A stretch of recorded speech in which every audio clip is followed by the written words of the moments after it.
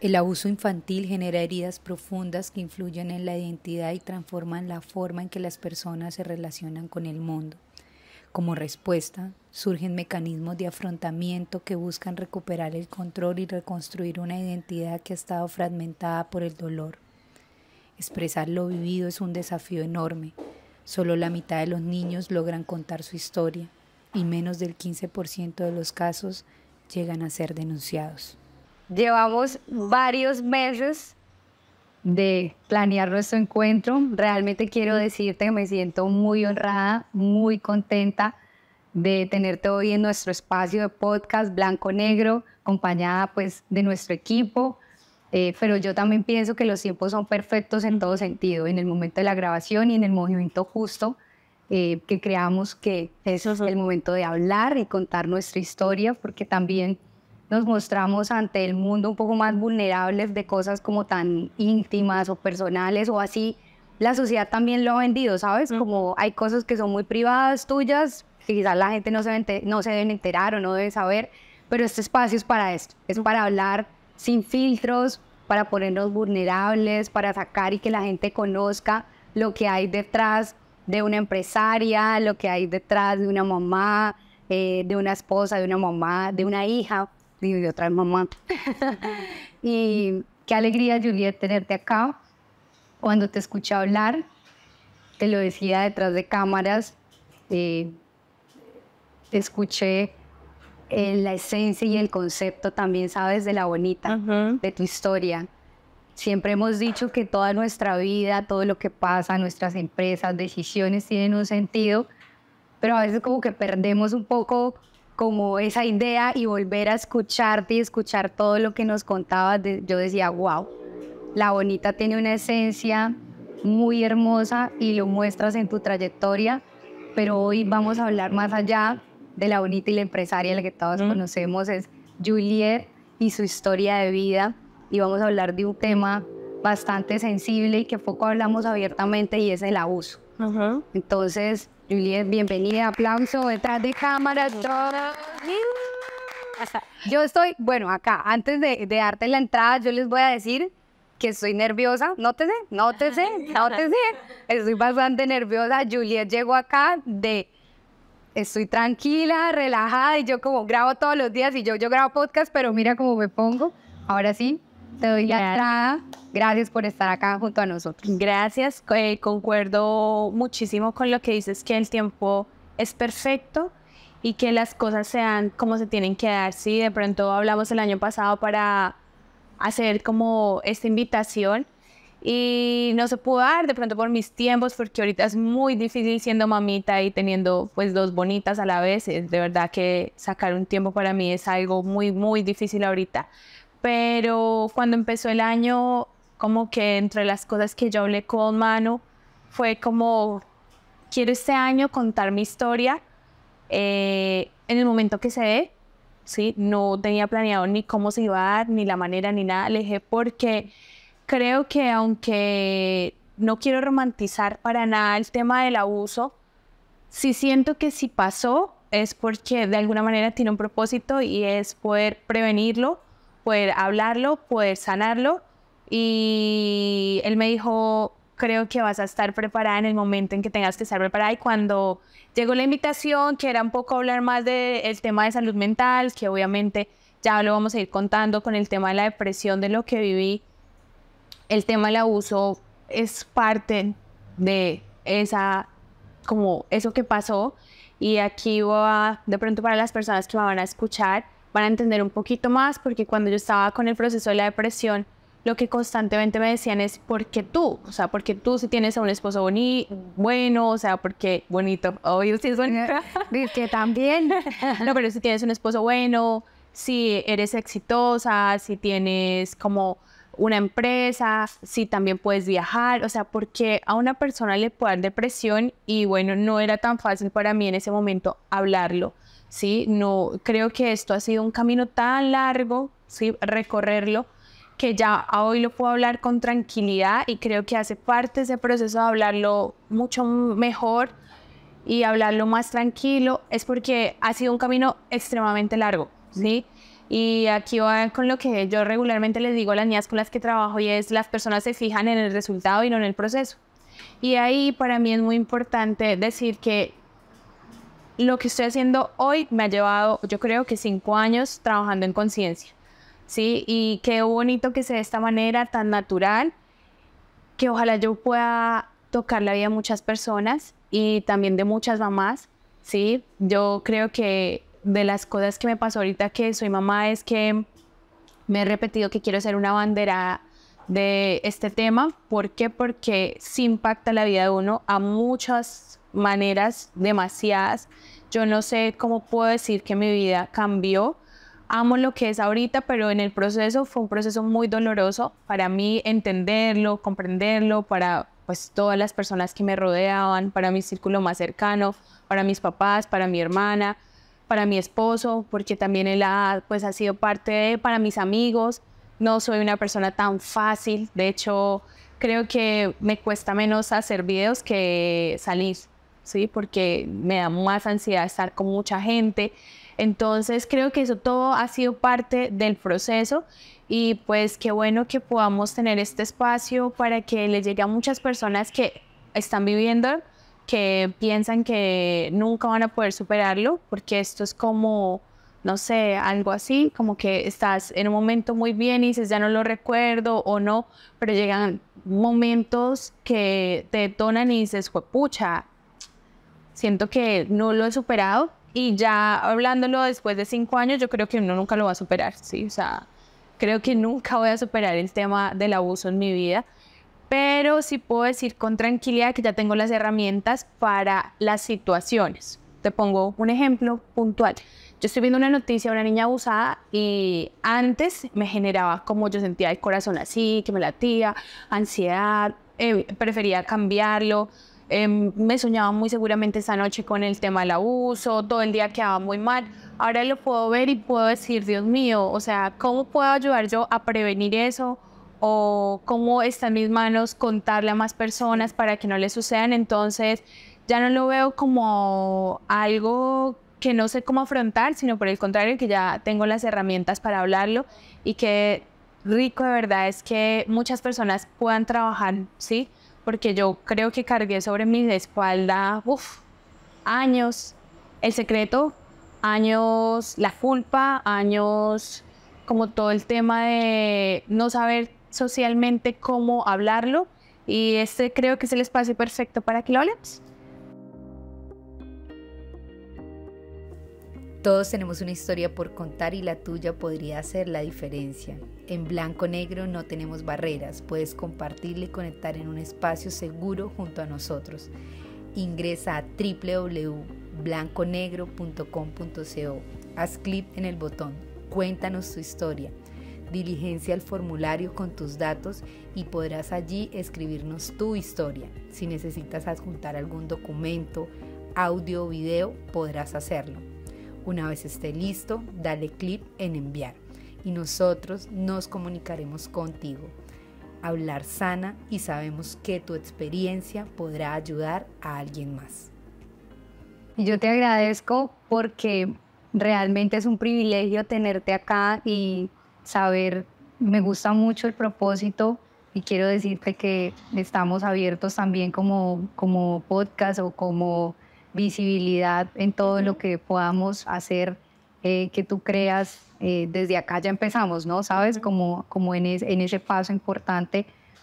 Y algo que hablas que es muy importante y es la prevención. Sí, la prevención y saber que tu historia, aparte de que mucha gente va a conocerla, también mamás, como lo soy yo, como son muchas mujeres que nos escuchan el día de hoy, van a decir, Dios mío, hay alertas, hay cosas que quizás puedo mirar de una manera distinta, puedo prevenirlo, porque cada situación es muy diferente y muy particular. Y una vez más, gracias, de verdad estamos muy agradecidos de tenerte acá. Y podríamos empezar, Juliet, con Juliet de niña. Cuéntanos un poco de Juliet a esa edad, de quién estabas rodeada, con quién creces, porque conocemos la Juliet de ahora, pero quizás la gente escucha un poco de cuando eras niña, ibas al colegio, tenía más hermanos, si podemos conocer un poco más ese contexto familiar y cómo creciste. Yo crecí con, bueno, digamos que hasta una época estuve con mis dos hermanos mayores, ¿sí? Entonces estaba con mis dos hermanos mayores, venía yo y después de 3 años nace mi hermana, que actualmente creo que es mi mejor amiga, sí es la persona, no sé, que amo, admiro, que cuando me pasan problemas es la persona que quiero contar, o cuando me pasa también algo muy bueno es a la primera persona que le quiero contar, ella es mi amiga definitivamente y siempre le he dicho a mis papás, es el mejor regalo que me hicieron.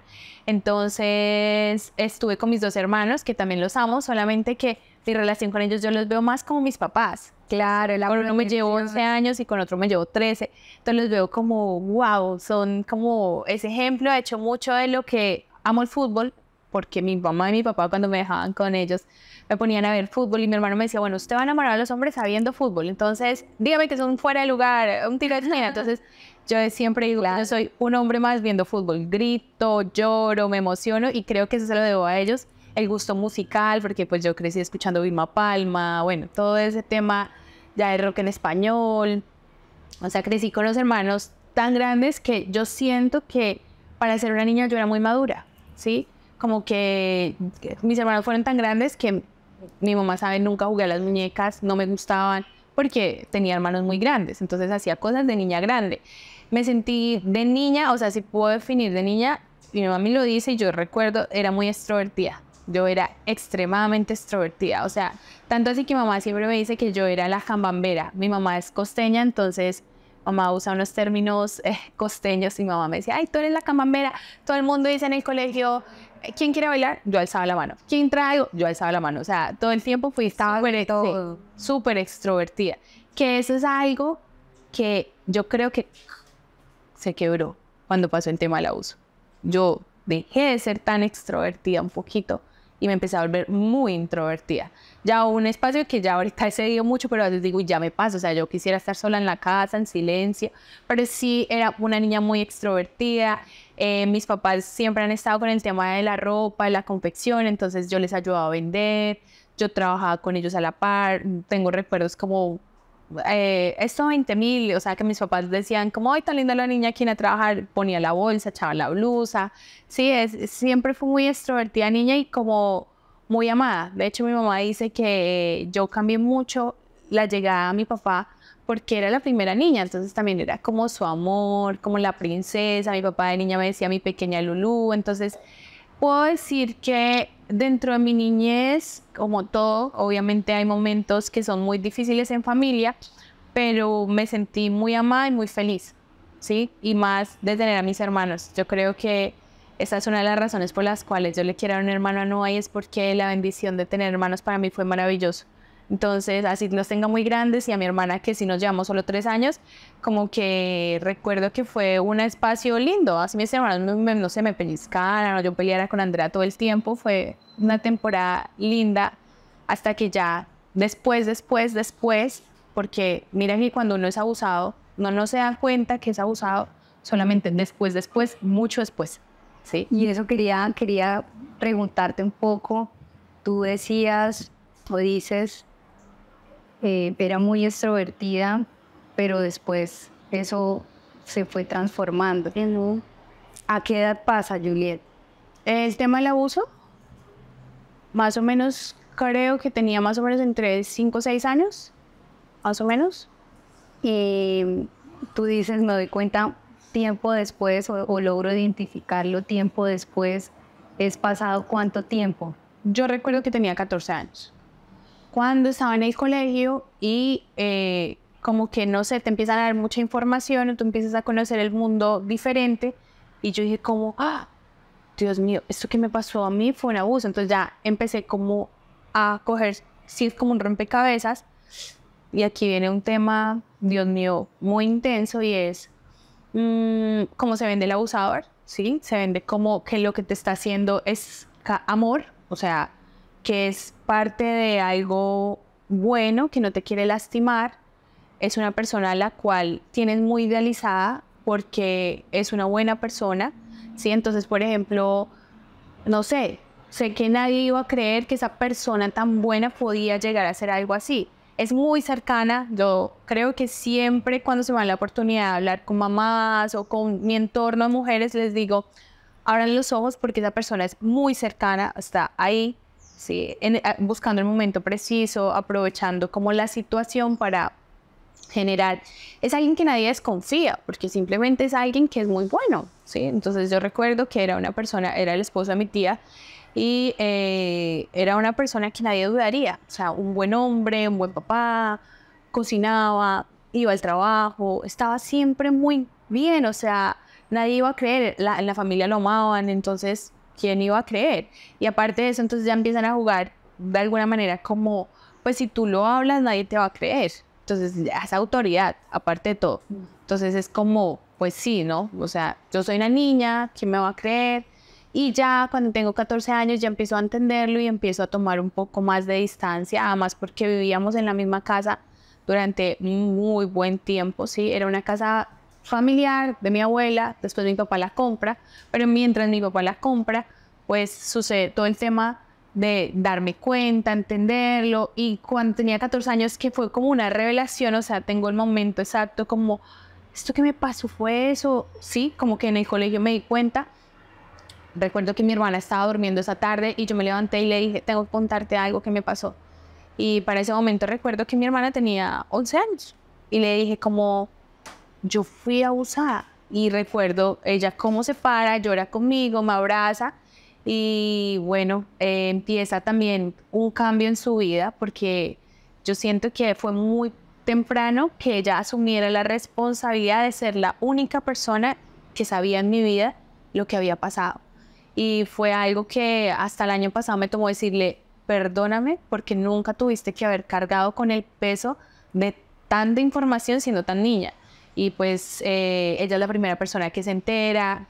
Recuerdo que me dice, ¿y ahora qué vamos a hacer? Y yo le digo, no podemos contar nada, ¿sí? Y siempre ella toma ya ahí un rol de mamá. Ella, aunque es 3 años menor que yo, ella parece mi mamá en la actualidad. O sea, si alguien me tiene que regañar es ella a mí, no yo a ella. ¿Sí? Entonces es como más, se vuelve más cuidadora, está pendiente de mí, empieza ya también a jugar un papel muy importante en mi vida. Entonces, pues nada, siento que el tema del abuso es algo que sucede a menudo y sucede en las personas que menos lo creemos y sucede con chantajes y suceden con el guárdame ese secreto, esto es algo por amor y uno lo cree. Además, no sé, por el Reels, por TikTok, he visto un video que dice, un niño se cree lo que tú le dices. Si tú le dices que Ratón Pérez viene, el niño va a creer que Ratón Pérez viene. Un niño se cree que si tú le dices eres inteligente, el niño cree que eres inteligente. Y hay un niño, siendo tan niño y sin formar tantas cosas, un niño le dicen, esto que estoy haciendo es amor, el niño cree que eso es amor, o no te van a creer porque no tienen la capacidad de creerte, de verdad el niño se cree ese cuento. De hecho, yo te contaba antes que yo creo que yo tengo un problema y es cuando la gente, yo estoy diciendo la verdad y no me cree. O sea, alguien, no sé, yo te estoy diciendo, mira que fui a las 3:30, no, tú no llegas a las 3:30, yo siento que eso detona en mí, claro. porque digo, como que siempre jugaron que lo que yo decía no era la verdad, entonces detona, ya lo he aprendido a controlar un poco, pero sí, durante muchos años pensé que nadie me iba a creer. Entonces yo siempre decía, si yo cuento nadie me va a creer, o sea, nadie me va a creer. De hecho, yo soñaba con que él se reía y me decía, nadie le va a creer, cuente que nadie le va a creer. Entonces, de alguna manera fue un proceso muy doloroso. Primero, darse cuenta de quién lo había hecho. Segundo, porque estaba muy anclado mis primas. Yo crecí con mis primas siendo hermanas. Entonces, cuando crecí con ellas siendo tan hermanas, fue muy difícil porque es que aquí pienso demasiadas cosas. Uno es, yo no quería lastimarlas y yo sentía que parte de eso era mi culpa. Yo no quería causar problemas, sí, porque pensé que el tema del abuso había sido un problema mío. O sea, yo había hecho algo para merecer eso. Yo no quería que mis hermanos y mis papás estuvieran involucrados, sí, especialmente mi papá y mis 2 hermanos. Yo decía, de pronto mis hermanos se enteran y hacen cosas que no deben hacer y los pierdo también a ellos y no merecen. Entonces era demasiada carga encima de mis espaldas siendo tan pequeña como controlar tantas cosas, ¿sí? Y era parte de todo, pues el cariño que les tenía a mis primas, que eran como mis hermanas, a mi tía. Entonces era, nadie merece esto, ¿sí? O sea, solo merezco yo estar en silencio ocultando eso, pero pues, no sé, yo siempre he dicho que la vida te pone muchos espejos donde te dice o lo sanas o lo hablas o esto va creciendo como a un nivel, como una bolita así, ¿no? Como no lo vas a hablar ahorita, listo, tranquila, no te preocupes, pero más adelante viene otra cosa y así sucesivamente. Y aquí una de las cosas es que yo estudié psicología y cuando recuerdo que estaba en mi práctica clínica, me llegó una mujer abusada. Y eso como que encendió más como el tema de, pucha, ¿usted cómo le dice a la niña abusada que tiene que hablar con sus papás si usted no es capaz de hablar con sus papás? Entonces empecé a tener demasiada confrontación conmigo misma de... Duro. De verdad, yo le estoy diciendo a mi paciente que hay que empezar a sanarlo, hablarlo, pero usted no es capaz. Entonces, como que cada cosa, lo que te digo, se iba volviendo un cóctel de tranquila, que si no lo hacemos ahora, más adelante lo vamos a hacer. Y pues me tocó hacerlo. Cuando tenías 14 años y te das cuenta, lo compartes con tu hermana, ¿cómo afrontas eso siendo una niña? ¿Sabes? O sea, decides compartirlo, pero realmente, ¿cómo se desarrolla al día siguiente ir al colegio, días posteriores, ver al abusador, su familia, tener contacto? ¿Cómo en ese momento preciso llevas la situación ya siendo tan pesada, pero porque me dices, vivíamos juntos, o sea, eran muy cercanos Sí. y compartías constantemente? Sí. ¿Cómo llevas esa situación tú en ese momento? Sabes como que niña? ahora mismo yo creo que el cerebro es tan perfecto que hace que uno ni siquiera puedas decir cómo lo saqué adelante. No sé si de pronto por el miedo a que pasara algo con mis papás y eso yo seguí adelante. No puedo recordar ahora mismo cómo fue. Solo recuerdo que sí empezaron a pasar muchas cosas, digamos, que sí ya ahorita en claridad puedo decirte. Yo tuve una bacteria en la universidad a nivel estomacal. Sufrí muchísimo, bajé demasiado de peso, no, pues tenía muchos problemas como con la bacteria, y yo ahorita digo, todo eso hace parte de ese proceso de como todo lo que me sucedía, sueño. Entonces tuve que estar medicada un tiempo por el sueño por un doctor de Bogotá, como muchas cosas que hacían que como que uno como apaga eso y dice, bueno, debo seguir adelante, debo hacerlo, debo, no sé, hacer de cuenta que esto no pasó. Pues tú tomas el curso normal y ahora mismo ni siquiera puedo recordar cómo pasaron tantos años, porque realmente yo le cuento a mi mamá, viviendo aquí en Bucaramanga, yo soy de Bogotá, y tomó la fuerza ya de estar tan abrumada. O sea, ya sentía que no podía más, y no podía más porque de pronto yo salí de Bogotá con una expectativa de que estando lejos, en otra ciudad, como que mi vida iba a cambiar. Pero eso no es así. O sea, si tú no trabajas en ti, estés acá en Bogotá, en Estados Unidos, en Marte, bueno, donde estés, va a pasarte. O sea, vas a seguir sintiendo. Entonces, pues para mi mamá sí era un poco difícil, un poquito entender, porque sí me había ido también en la carrera, sí tenía trabajo, porque yo tenía trabajo en Bogotá, sí podía, digamos, aspirar a ser profesora donde había estudiado, porque había tomado la decisión de venirme aquí, aparte por alguien, que es en este momento Manuel. Sí, o sea, ¿por qué? O sea, era muy difícil para ella enlazar todo, y un día ya tan abrumada de que cuando me llamaba era, ¿pero por qué estás allá? ¿Pero por qué? Si podía seguir estudiando, ¿pero por qué? Y le dije, mami, o sea, ya, te tengo que contar la verdad. Y ya a los 22 años, contar esa verdad, pues conlleva, abre como una puerta infinita a muchas cosas, ¿sí?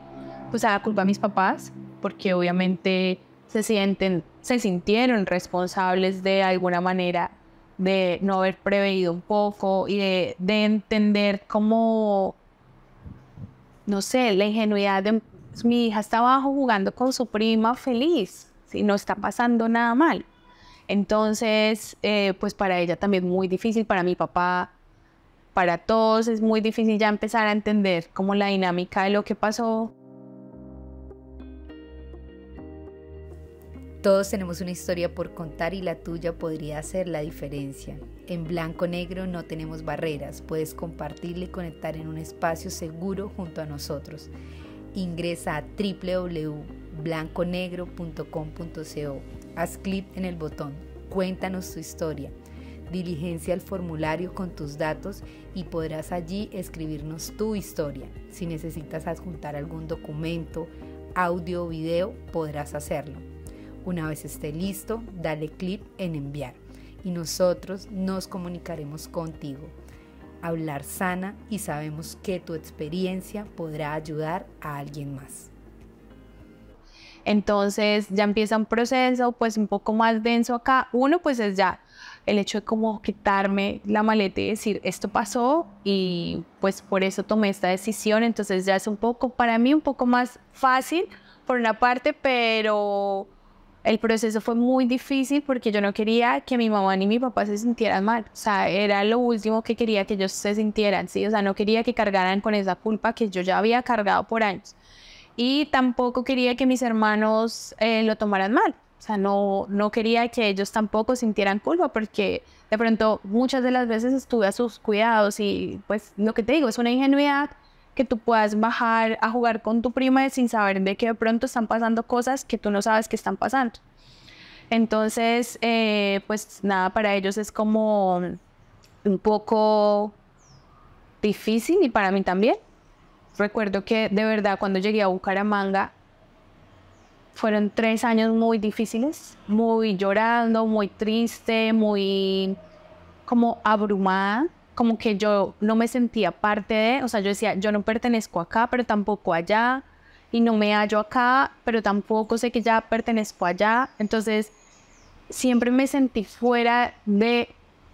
Y aquí viene, no sé si tú has escuchado un poco Brené Brown.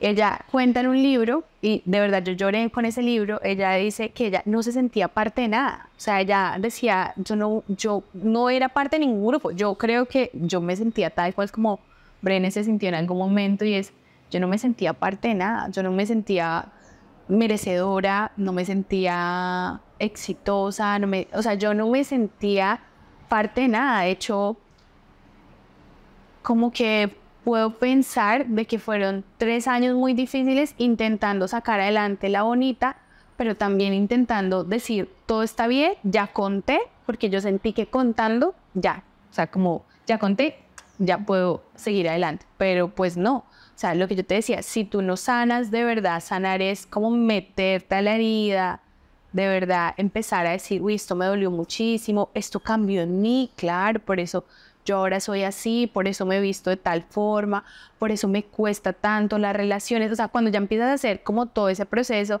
es un poco más fácil, pero yo solamente pensé que yo al contarle a mi mamá y a mi papá, como que la hoja se podía pasar muy... Ya había finalizado en ese momento. O sea, de verdad, estuvo muy lejos de que pasara así. Sí, yo solamente dije, bueno, ya yo lo conté, ya puedo darle un mejor manejo, ya como que todo el mundo sabe, ya pues mi mami empezó a tener otra perspectiva, como bueno, si tú estás feliz allá y estás con Manuel, pues no pasa nada, todo va a salir bien, pero no fue así. O sea, no fue tan fácil como contar, que eso yo creo que es algo que le pasa mucho a las mujeres abusadas, y es como, si yo hablo de esto, ya, me quito este peso, y no, es que hay demasiadas secuelas a muchos niveles, a nivel emocional, a nivel personal, a nivel familiar, a nivel de pareja, a nivel de uno, ¿sí? O sea, a mí me ha costado, de verdad, el tema del abuso, me ha costado demasiado, me ha costado amistades, me ha costado que me etiqueten, sí, porque yo soy cuadriculada, o sea, lo siento, y la gente a veces no logra entender que soy así, como mamá, como esposa, o sea, pero es porque yo, de verdad, estoy pensando todo el tiempo en que eso puede pasarle a alguien o puedo estar ahí. Entonces yo realmente a veces me toca, pues a mis amigos más cercanos, a mis papás, saben que yo soy así, y digamos que ahorita con Noah todo el mundo tiene que respetar, porque yo digo, pues yo soy abusada, o sea, mi cerebro no es igual a ustedes de tranquilo, o sea, mi cerebro tiene que estar mirando las cámaras cada 5 minutos, mi cerebro no va a obligar a Noah a estar con nadie, así sea familia, mi cerebro es como, es diferente. Y desconfía uno de todo. No, yo le digo, mano, yo desconfío hasta de mi sombra, ¿sí? Entonces, para mí ha sido como, mira, ha impactado tantas áreas que, bueno, ahorita lo puedo manejar un poco más, pero sí las impacta a un nivel que tú dices, pues pucha, no pensé que esto fuera a pasar, pero sí, impactó cómo me vestí. Yo durante años me vestí, todo mi closet era absolutamente negro y todo era muy ancho, o sea, yo no me podía poner algo que fuera justo. Y todo era negro. Ya cuando empiezo a hacer las paces conmigo, empiezo a comprar ropa un poco de color y ya de verdad miro el closet y no es tan negro, pero bueno, ha sido un proceso también de sanidad. El hecho de mi relación con los hombres. Yo recuerdo y te decía, yo llegaba a la universidad y si la mesa era solo de hombres, yo me quedaba parada esperando a que alguien desocupara la silla porque me daba mucha ansiedad acercarme a, sí, a decir, de hecho, parte la bonita, y Manu me lo dice todo el tiempo, yo sé que tú quieres que sea una mujer porque tú amas las mujeres, y es, yo quería trabajar con mujeres por esto, porque para mí no es tan fácil entablar una relación con un hombre. De hecho, yo creo que no tengo muchos amigos hombres, puedo pensar que tengo solo un amigo hombre y es Lut, el esposo de mi amiga Mai, que de verdad digo, es como un amigo con el que me puedo sentar a hablar así muy, pero el resto, mis amigos hombres son pareja, o sea, De la amiga. de mi amiga. Y ahí podemos hablar todos. Con Luz es como con la única persona que me quedo a solas y puedo hablar como con una amiga más. Porque siento que fue mi único amigo hombre, pero el resto pues yo no tengo amigos hombres, no se me facilita y eso impacta muchas cosas. Y el hecho de que yo tenga que salir a un lugar y estar expuesta a tanta gente, yo nunca quiero ser el centro de atención de nada, yo quiero estar más en silencio, observando, revisando. Entonces todo eso impactó, ¿sí? Impactó mis relaciones a nivel sexual, porque de verdad no es tan fácil para una mujer abusada hacer de cuenta que no pasa nada y es muy difícil. Entonces también impacta mi relación de alguna manera con Manu, pues claramente que él tuviera paciencia, impacta mi relación de ser mamá. O sea, yo decía, de hecho, yo quería mucho tener una niña, pero yo quería tener una niña mucho, era como para demostrarme a mí misma que podía cuidar, ¿sí? Y cuando me enteré que Noah era niño y no era como por preferencia de por cómo la voy a vestir o lo que va a hacer, era El más, sentido era otro. sí, era como de verdad, quisiera tener una niña para cuidarla mucho y que no pasara eso que pasó, que obviamente no fue culpa de mi mami ni nada de eso, pero sí quería mucho una niña. Y cuando me doy cuenta que no es un niño, yo digo, wow, también viene a enseñarme cómo puedo ver los hombres, porque yo sé que mi papá es un excelente hombre, mis hermanos son excelentes hombres y Manuel es un excelente hombre, pero yo no podía verlo, porque yo siempre encerré a los hombres como una figura muy de maldad, cruel, ¿sí? Entonces, así cada uno hiciera cosas muy buenas, yo siempre tenía como mis reservas, y cuando viene Noah y digo, ay, Dios mío, es un niño, y ahora ya no puedo tan pensar así porque tengo la responsabilidad de hacer un niño increíble, empieza a cambiar mi visión, que ya venía trabajándola, porque previamente venía trabajándola con mi psicóloga, como cómo veo a los hombres, empiezo también a trabajarla mucho con Noah, o sea, y yo le digo, mano, yo ya no puedo pensar tan mal de los hombres por ese solo hombre que hizo pues ese daño en mi vida, porque hay hombres realmente increíbles, y cuando veo, no sé, a Manuel, a mi papá, a mis hermanos, a mis amigos, digo, no, hay hombres muy buenos, de verdad, hay muchos hombres muy buenos. Y hay algo muy hermoso de lo que dices, y es como tu hijo llega también como parte del proceso. Ajá. Y en el momento justo, porque ya llevas un camino de muchos años de terapia, sanación, de confrontaciones internas, de momentos muy dolorosos, pero Noah llega a tu vida en el momento justo y siendo Noah. Sí, y siento, no. Y siendo Noah. Tanto así que ahorita quisiera otro niño. Entonces, y Noah hace parte también de la Sí, transformación. sí. O sea, ahí es donde, llamémoslo lo que cada uno creamos, Ajá. la vida, Dios, el universo, nos pone siempre en evolución. A veces nosotros nos ponemos tiesos ante muchas situaciones o circunstancias porque aún creemos que no podemos avanzar, pero la vida siempre nos presenta, Ajá. vamos avanzando. Y tú lo has hecho a pasos agigantados. Juliet, nos cuentas un poco, nos vamos a retomar. Tú decías, yo conté, reconozco, porque Me hablas un poco de la Juliet ya en transformación absoluta, con la conciencia, pero vámonos un poco a desconectarnos un poco de la Juliet de ahora, sino de años atrás, cuando tú dices, yo decido contar y creí que ya con eso era suficiente. ¿Cuándo te das cuenta que no era solamente contar, sino hasta ahora estabas en el proceso de hablar? Es un escalón, pero todavía te falta en el proceso. ¿Cuándo tú misma te das cuenta de eso? ¿Cuándo genera ese impacto en tu vida y dices, no, esto hay que gestionarlo? Me doy cuenta en la pandemia, realmente, ¿sí? Yo he tenido la oportunidad de hablar con muchísimas mujeres abusadas y todas tomamos un papel diferente, ¿sí? Algunas, no sé, se vuelven súper fiesteras, otras, no sé, todas tomamos un papel muy importante. Yo creo que ya ahorita, digamos, puedo devolverme y decir, yo me ocupé mucho. O sea, yo quise estar tan ocupada para no como hacerme cargo de lo que me estaba pasando. Entonces, para ese momento, tuvimos, bueno, La Bonita, que siempre ha estado, teníamos la tienda de ropa y teníamos Freya, que era nuestra tienda de maquillaje. De verdad, yo te digo, nosotros salíamos a las 9 de la mañana y llegábamos 10, 11 de la noche, trabajando sin parar todo el tiempo. O sea, era como trabaje y bueno, tenga vida social también. Entonces, a veces 11 de la noche, salíamos a las 8, salga con amigos y llegamos a las 11 de la noche. Tanto así que yo, ya bueno, cuando vino la pandemia, yo me doy cuenta que yo ni siquiera tengo un hogar cálido, sino como un lugar de paz, que era mi casa, ¿sí? Porque odiaba quedarme en la casa, me gustaba siempre estar en movimiento, pero era muy curioso porque cuando estábamos en movimiento no disfrutaba. Entonces empiezas tú como a correr sin parar, ¿sí? Entonces quiero tener una tienda de maquillaje, la tuve, ya no sé si eso es lo que quiero. Quiero la tienda de ropa, pero no me llena. La Bonita, hagamos la remodelación, la hacía, no me gusta. Sí, y entonces era un correr sin parar y entonces empiezo a darme cuenta que cuando salíamos de viaje, Manu me decía, amor, qué increíble, estamos acá, mira, Dios nos bendijo. Y yo era como, ay, sí, pues chévere, chévere que estemos acá. Pero entonces ya empiezo a darme cuenta que yo no estoy disfrutando nada, estaba regularmente mal genio, fastidiada, como que, pero no encontraba la razón del por qué. Y aquí voy a atar algo que me parece muy importante y fue también mi relación con el cabello. Yo me empecé a cambiar mi cabello desde los 13 años. O sea que si nos devolvemos, casi que tú ves que casi cuando yo ya tengo nivel de conciencia, yo empiezo a querer cambiar y era porque yo no me sentía a gusto con esa persona que yo había sido. Entonces empecé a plancharme mucho el cabello, a hacerme queratinas, me cambiaba de color.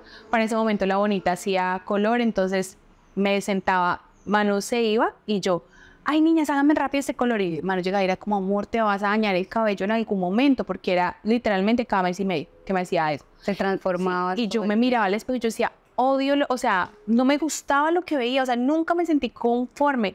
Y no era por La Bonita, no era por las personas que lo hacían. De hecho, me fui una vez a Bogotá a que me lo tinturaran en Bogotá. Y no, volví al negro, luego no, que quiero ser rubia, luego que quiero ser chocolate, que quiero ser rojiza, quiero tener el cabello naranja, me lo quiero cortar un poquito más, me lo quiero dejar crecer, me quiero poner extensiones. Entonces, estuve también a la par, como en ese proceso ahí, y viene pandemia. ¿Y por qué ato lo del cabello? Porque antes de pandemia, o sea, en el 2019, terminando noviembre, yo dije, me quiero tener el cabello largo. Entonces me mandé a poner unas extensiones. Me lo quiero decolorar, me lo decoloré. Tuvimos un viaje a Los Ángeles, recuerdo que fue antes de que cerraran completamente. Y estando allá me dio migraña por el peso de las extensiones. Entonces llegué, me quité las extensiones, me lo pinté más rubio, no me gustó, me lo puse chocolate, tampoco me gustó. Y ahí se me quedó, o sea, eso que tú ves que el cabello se queda en las manos, eso pasó. Entonces, antes de que ya entráramos en pandemia, recuerdo que eso fue febrero, yo empecé a tener como una confrontación y me empecé a encerrar en la casa, o sea, ya me daba mucha vergüenza salir, yo a lo que veía, o sea, si no me gustaba antes, ahora sí peor, se me dañó completamente el cabello, o sea, me quedaron partes como así de pequeñitas, como de todo el daño que hice. Y entonces ahí como que fue el primer como detonante para una depresión que ya venía caminando. Y entonces en febrero cerran, como en marzo creo que fue que cerraron en pandemia. Y ya ahí estaba muy mal. O sea, ya ahí empecé a darme cuenta que yo estaba muy mal. Hablé con mi mejor amiga Mai y le digo, mira, me estoy sintiendo así, siento que no soy quien, no sé quién soy, no sé qué quiero, siento que todo lo que he hecho ni siquiera me gusta, no sé si quiero la bonita, ni siquiera tenerla, o sea, estoy muy perdida, no. Y ella me dice, no, pues mira, ven, saca una cita con esta psicóloga, mira que me han dicho que es muy buena. Entonces empecé como de verdad darme cuenta que algo estaba muy mal. Y fue como que el hecho de que pudiera estar tanto tiempo en la casa pensando, porque como en mi día a día, yo estaba todo el tiempo en movimiento, muévame para aquí, muévame para allá, salga de viaje, haga una cosa, haga la otra, y nunca tenía tiempo de parar. Entonces, y yo sentí que de verdad, aunque el abuso hacía eco en mi vida, ya estaba resuelto por haberlo contado. Pero ya cuando estoy tanto tiempo en la casa sola, pensando, pues empieza una depresión que de verdad puedo decirte que hasta el momento es la parte más oscura que he tenido en mi vida. O sea, fue una parte súper difícil donde no quería vivir, quería solo estar durmiendo, no quería comer. Me empecé a dar cuenta como ya de muchas cosas más, como de verdad esto no lo he sanado, no lo he trabajado. Claro, no me gusta, o sea, empecé a tener como un grado de conciencia, pero más que conciencia de como, ay, esto no lo he sanado, esto no lo he trabajado, no era esa conciencia, sino me quiero morir porque culpa, no sé quién soy, o sea, quién soy yo, o sea, todo esto que he creado durante tantos años, ni siquiera amo, no amo hacer esto que hago, no amo lo que veo, o sea, entonces, ¿quién soy yo? O sea, ¿por qué me está pasando esto a mí? Y aparte de todo, con esto voy a decir algo, y es que la gente cree que cuando uno está en depresión uno pierde la conciencia, y no. O sea, yo decía, ¿por qué me pasa esto a mí si yo estoy agradecida con la vida que tengo? Si todo está bien, si mis papás están vivos, si tengo un buen esposo a mi lado, si puedo tener como algunas comodidades, o sea, ¿por qué me está pasando esto a mí? Y ahí viene la gente que te dice, pero ¿por qué estás deprimida si no tienes todo? Obvio, yo estaba súper consciente de que lo tenía todo, pero no entendía el por qué. Entonces... Y eso te lleva a la parte más profunda, o sea, Sí. cada vez más profundo, Claro. porque dices tú, y aparte de eso, la información que te dan las personas, que quizás a veces lo hacen desde del desconocimiento también, o sea, Sí. personas que, o sea, familia, pero ponle actitud, Sí. pero sal, respiras algo distinto y no se trata de eso, ¿sabes? Y eso consume mucho Sí. más a la persona, entonces Sí. indirectamente a veces también el entorno Sí. nos lleva a sentir más culpa cuando Ajá. estamos en un proceso de Sí. depresión. Yo de verdad, en ese momento de mi vida me sentí muy mal, o sea, muy mal. Ni siquiera puedo poner en palabras, y mira que eso es algo de lo cual procuro hablar mucho porque no quisiera nada que nadie sintiera eso que yo sentí, que fue querer morirme estando viva. Si yo de verdad me quería morir.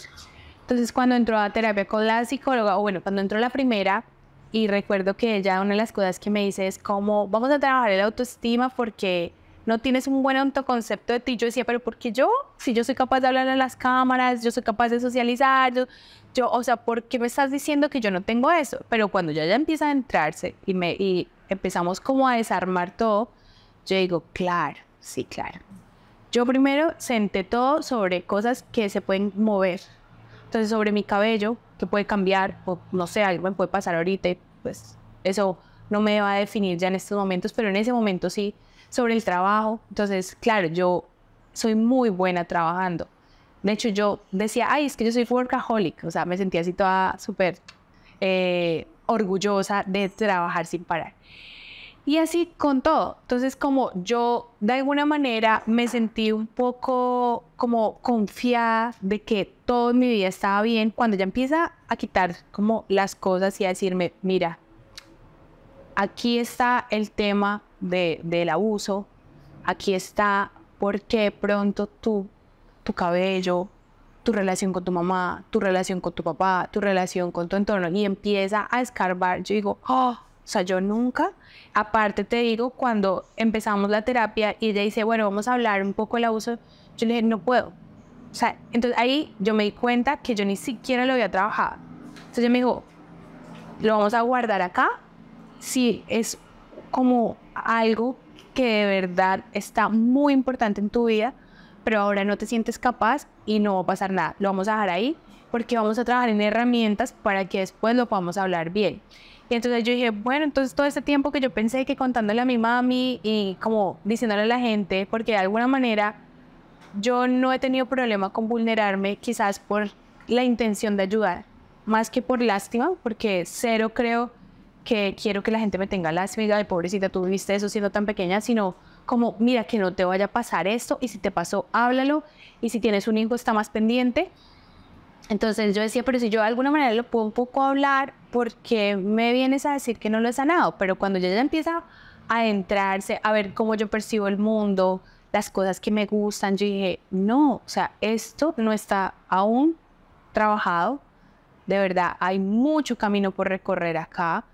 Y yo le dije como, en ese momento que estaba tan vulnerable, le dije, no puedo, o sea, ahora no podemos hablar de eso, más adelante vamos a irlo haciendo a mi ritmo. Y ella, que es algo que amo de todo el proceso con ella, fue siempre muy respetuosa en cuanto a como a cuando quería hablar del abuso y cuando no.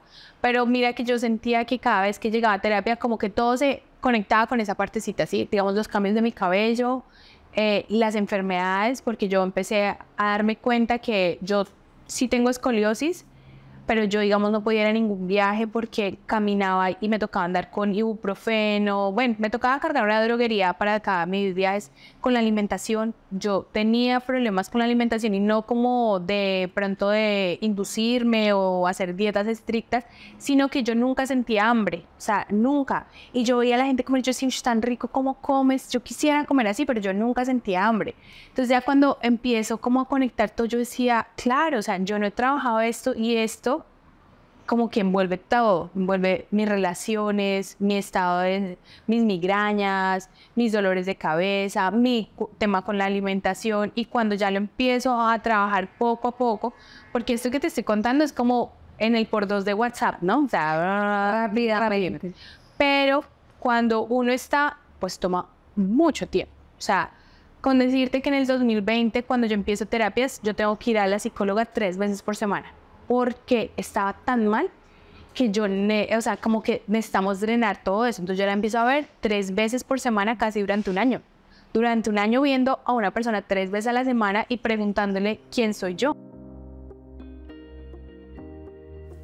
Todos tenemos una historia por contar y la tuya podría hacer la diferencia.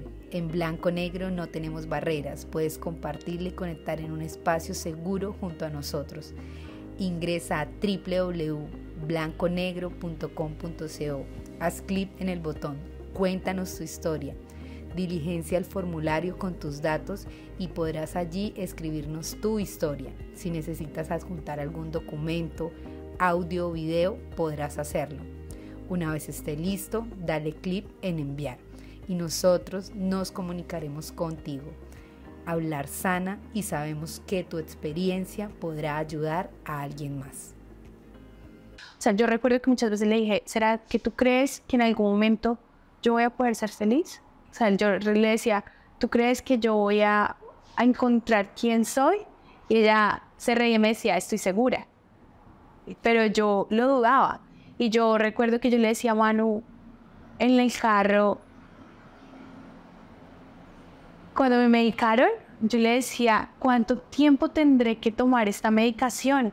Y él me decía, amor, tu mamá ha sufrido el corazón desde los 26 años y ha tomado medicamentos sin parar. ¿Y qué pasa? Pues a ti te están dando ese medicamento para tu cabeza porque lo necesitas. ¿Y qué pasa? Y yo me cuestionaba mucho y creo que es el afán de todas las mujeres o los hombres también, porque también viven esto.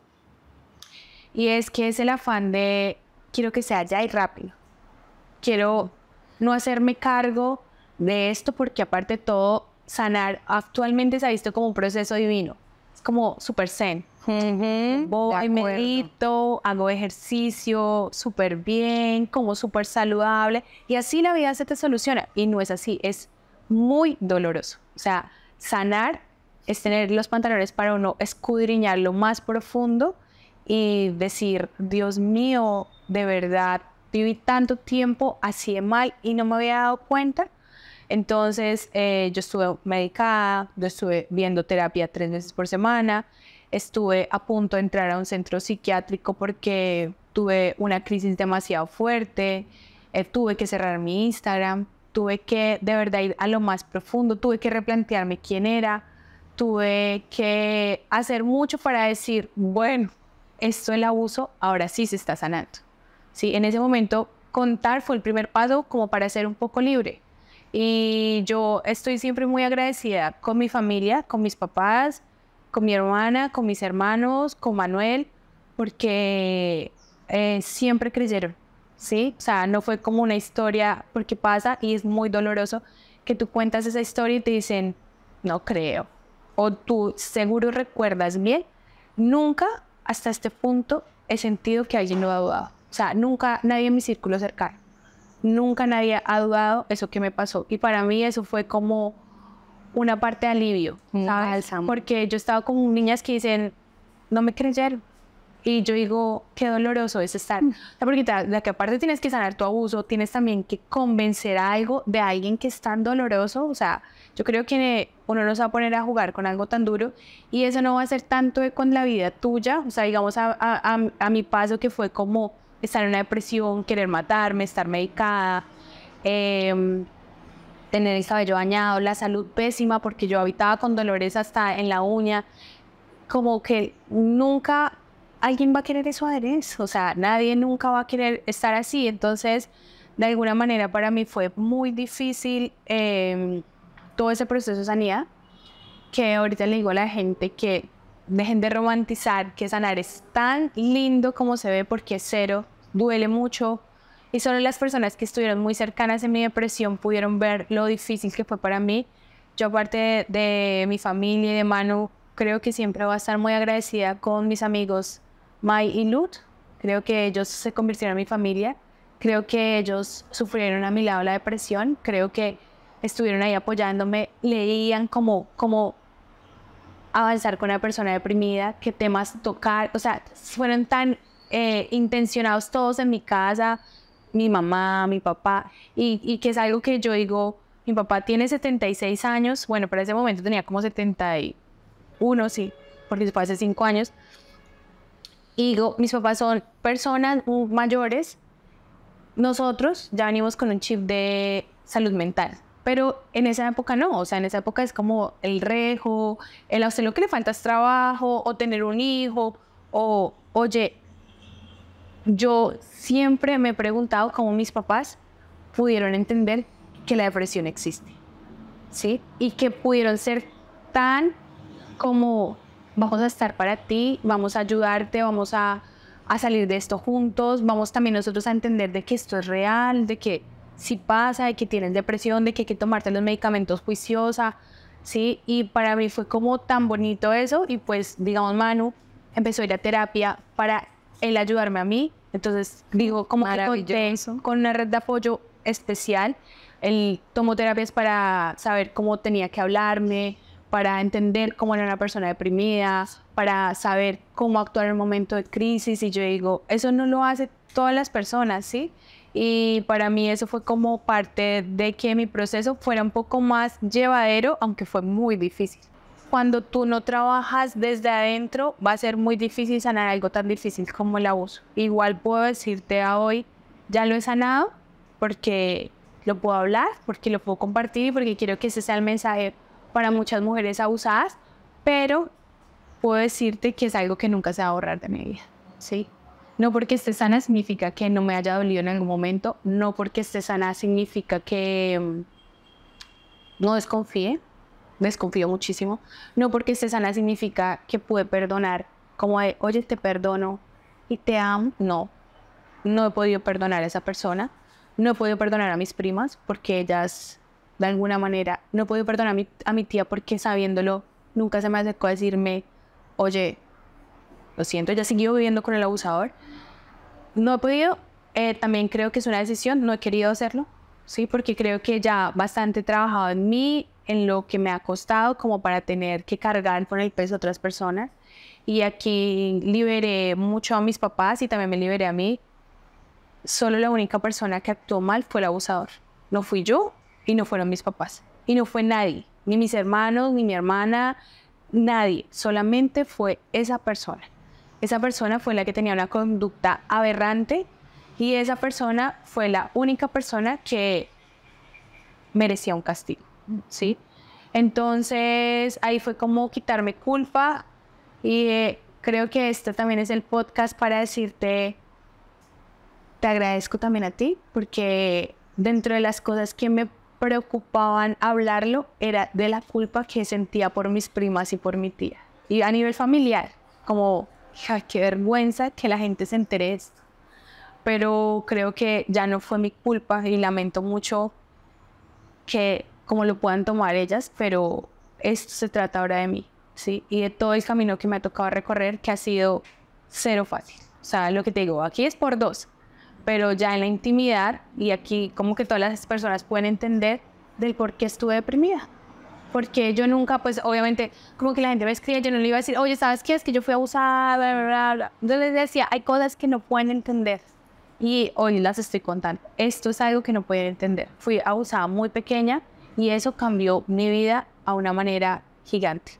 Y la cambio ahorita siendo mamá, ¿sí? Porque tengo la responsabilidad de cuidar a Noah, de enseñarle cosas, de también educar a mi entorno, porque estoy muy consciente de que no solo se trata de mí, se trata de Manuel, se trata de mis papás, se tratan de sus papás, de si Noah no quiere que lo toquen, no lo tocan, si Noah no quiere saludarlos, sino así es respetado. Si Noah tiene carácter y dicen, no quiero ir contigo, no vas a ir contigo, así seas tu papá, tu abuelo, tu hermano, tu tío, no quiere ir mi niño contigo. Ahora veo el abuso como algo que me pasó, desearía que no me hubiese pasado. Eso cambió, de verdad, mi vida, cambió pues la vida de mis papás también, que lamento mucho que se sientan así como se sienten, porque no es lo que yo quisiera. Ellos han sido unos increíbles papás hasta ahora. Hemos sanado juntos en este proceso. Hemos intentado salir adelante con todo el dolor que esto nos causó como familia. A mi esposo también, porque ha sido ese apoyo incondicional para mi vida, que me ha tenido paciencia. Cuando iba a ser mamá siempre me dijo, en tu tiempo, porque sé que te va a costar más a ti que a mí. Y no porque yo no vaya a ser parte de, porque voy a ser un papá súper entregado, sino porque tienes muchos miedos, no te va a presionar. Cuando quieras ser mamá, yo voy a estar listo para ser papá. Entonces también es ayuda a mis amigos que de alguna manera no me juzgan, porque ellos saben que yo soy súper chocha, digamos, ahorita siendo mamá, y como que han empezado a respetar que es mi historia. A mi hermana, que ha sido, mejor dicho, yo creo que la persona que no tuvo que enterarse siendo tan pequeña, y a mis hermanos que sé que lo saben, pero nunca he sido capaz de decírselos, de pronto se van a enterar así. Y es porque no he querido que se sientan mal, ¿sí? No he querido que se sientan tristes por algo que ellos tampoco tuvieron la culpa. Entonces, siento que este podcast también libera una parte de mí. Aunque tú no lo creas, el agradecimiento también es mío, porque yo me propuse este año hablar y solamente va a pasar en el momento que tenga que pasar. O sea, yo no sé cómo voy a sentarme a hablarles del abuso, como hoy les voy a contar 5 razones para que... No. Va a pasar como tiene que pasar, y pues espero que las personas ahora puedan entender por qué a veces uno se comporta como se comporta, porque no es tan fácil vivir en un mundo que te exige cosas, ¿sí? Y no es tan fácil querer que a veces, digamos, no sé, cuando tienes seguidores te comportes de unas maneras diferentes, y espero que puedan entender de que cada persona tiene una historia tan profunda que no siempre se visibiliza por las redes sociales. Entonces, pues también es un tema a idealizar, y por eso yo te decía, yo quiero que fluya tan orgánico, porque eso soy yo. Yo intento que nada se vea disfrazado, porque eso es lo que más deseo yo, que la gente pueda ver en esencia lo que soy. De hecho, las niñas de la bonita se ríen mucho porque me dicen que yo soy tan descomplicada que no se me manda a tomar una foto y sale ya el zapato. Yo no preveo todo eso, pero es porque estoy muy cansada que todo se tenga que ver tan perfecto como me tuve que ver para salvar a alguien. Yo tuve que verme perfecta, sin dolor, para salvar a una persona que no merecía ser salvada, para salvar la relación de mis primas, que ahorita no existe, para salvar la relación con mi tía, que no le importó y sigue viviendo con el abusador.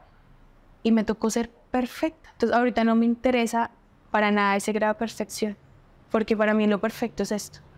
lo que no tiene libretos, lo que no se escribe, lo que es genuino.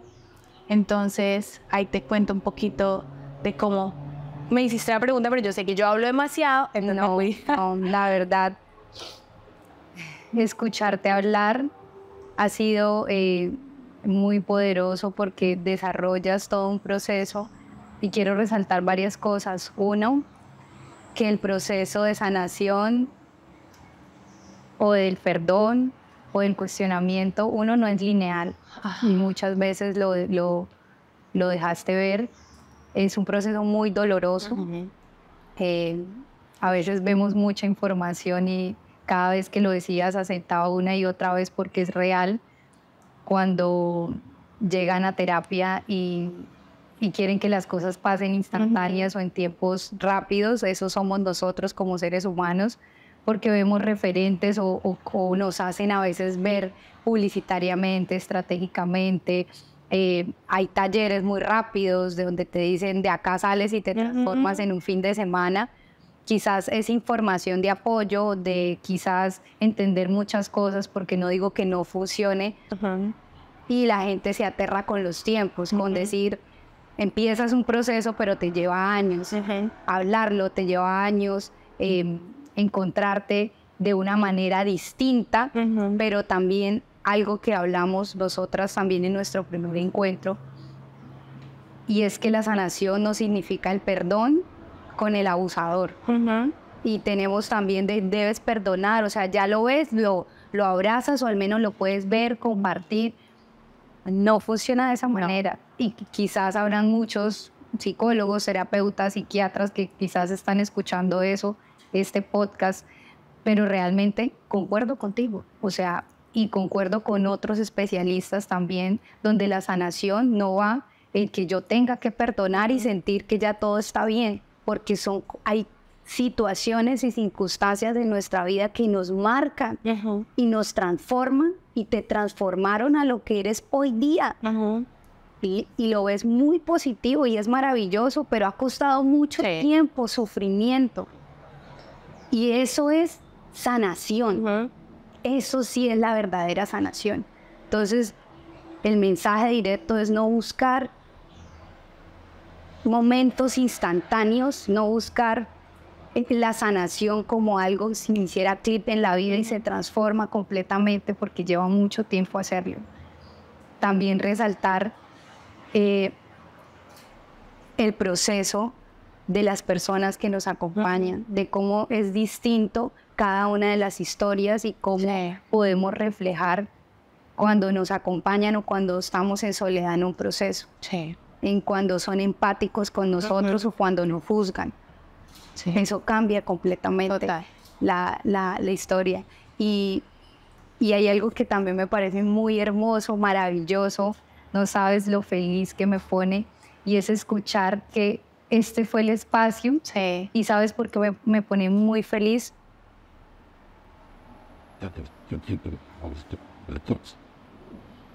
Porque detrás del podcast hay historias personales, hay historias de mi hermana, hay historias familiares que quizás inicialmente las contamos, quizás yo también conté muchas cosas muy personales, pero hay mucho, o sea, aquí nos podemos sentar y escucharte hablar, y este podcast, mi lema o nuestro lema como podcast es historias reales para gente real. O sea, si no eres genuino, si no eres real, esto te choca, no te va a gustar, porque acá, si bien mi hermana es comunicadora social, tiene una organización, yo digo, si no te sientes cómoda, hablamos, es conversación, como vaya fluyendo. No es una entrevista, es una conversación. Y lloro de la emoción de saber que conectas con lo que llevamos un año transmitiendo y luchando y visibilizando. Esto es orgánico, esto es real. Total. Y ser lo más real posible. Me pasa mucho y me siento identificada en la parte cuando dices, yo a veces subo contenido, yo no soy como tú eres experta, yo grabo una que otra historia una vez por mes, se me dificulta mucho el tema de, digo, hay cosas, estoy acá haciendo esto, o sea, entrar en este mood es complejo también, no lo tengo aún, pero cuando yo subo cosas, a veces mis hermanas, personas cercanas, hasta mi mamá, pero es que saliste así, yo salgo en pijama, yo muestro la arepa y terminamos grabación, estamos haciendo caldo. O sea, es que eso es la verdad, salimos, vamos a almorzar, llegamos tarde, estamos preparando. O sea, así soy, pero eso se ve como raro, no voy a aplicar forma, o sea, no me interesa. O sea, no me interesa. Y a escucharte hablar, digo, esto es blanco-negro. Sí. Esto es. Te agradezco mucho nuevamente y agradezco mucho tu historia y el impacto tan grande que genera y a visibilizar el abuso, a llevarlo a historias tan reales y de una sanación tan profunda como lo tienes tú. Muchas gracias. No, gracias a ti, a todos, a tu equipo, como a darme esta oportunidad, y solo quería resaltar diciéndote que deseo que muchas mujeres también puedan liberarse, ¿sí? Porque acoto también a lo que decías de el proceso de sanación toma mucho tiempo y creo que nunca vamos a dejar de sanar, ¿sí?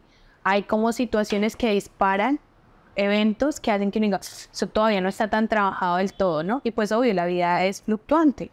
Pero sí, todas las mujeres que han sido abusadas merecen saber de que sí se puede ser feliz. Porque yo en algún punto le pregunté eso a mi psicóloga. Le dije, ¿tú crees que yo voy a poder ser feliz y estar tranquila? Y hoy te puedo decir con plenitud que nunca antes en mi vida me había sentido tan feliz y tan tranquila como ahora. De hecho, ayer estaba revisando unas fotos y dije, me veo y me veo feliz, ¿sí? Y las comparo con otras que tenía que estaba feliz y veo en la cara la tristeza. Entonces, ojalá que todas las mujeres que han sido abusadas y los hombres, porque también se desestima que un hombre puede ser abusado, puedan llegar a un proceso de sanación que, si bien no va a ser fácil, puedan encontrarse plenos y felices.